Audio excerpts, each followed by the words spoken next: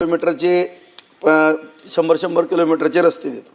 परंतु सध्या ज्या बाबी झालेल्या आहेत सातारा जिल्ह्यामध्ये पंतप्रधान ग्रामसडक योजनेच्या माध्यमातून राणन ते गोंदवला खुर्द रस्ता मान जिल्हा सातारा या रस्त्याची प्रशासकीय मान्यता दिलेली होती।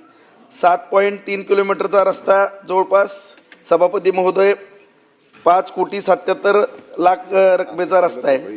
त्याचबरोबर या ठिकाणी बनरवाडी रस्ता मान जिल्हा सातारा कामास प्रशासकीय मान्यता दिलेली होती। त्या रस्त्याची जवळपास 12,26,00,000 रुपये एवढी किंमत होती। परंतु दुर्दैवानं त्या ठिकाणी जे काही महेंद्र कंस्ट्रक्शन नावाचे कॉन्ट्रॅक्टर आहेत त्या ठिकाणी अत्यंत निकृष्ट दर्जाचं काम त्या ठिकाणी केलेलं आहे।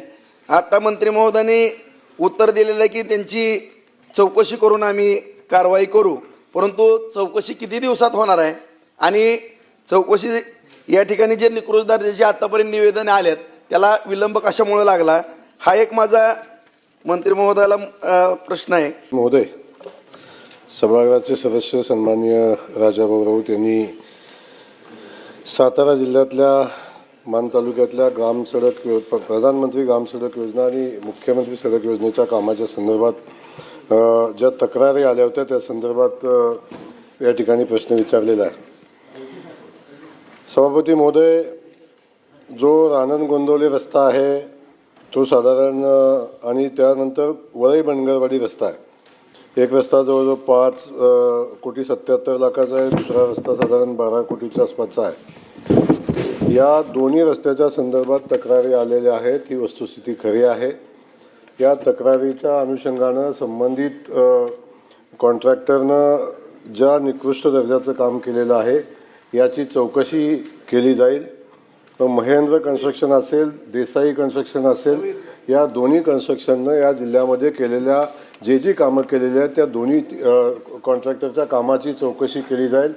चौकशीसाठी विभागाच्या बाहेरच्या अधिकाऱ्यांची एक टीम आपण नेमली जाईल। त्याचं नेतृत्व मुख्यमंत्री सडक योजनेचे सन्माननीय आमचे सचिव या निमित्तानं करतील आणि त्याची चौकशी केली जाईल। चौकशी करून दोषी आढळला तर संबंधित कॉन्ट्रॅक्टरवर कारवाई केली जाईल। त्याच्यामध्ये जे काय दोष आढळतील या सगळ्यांची माहिती घेऊन त्याच्यावर कारवाई केली जाईल। मीटिंग करतो ना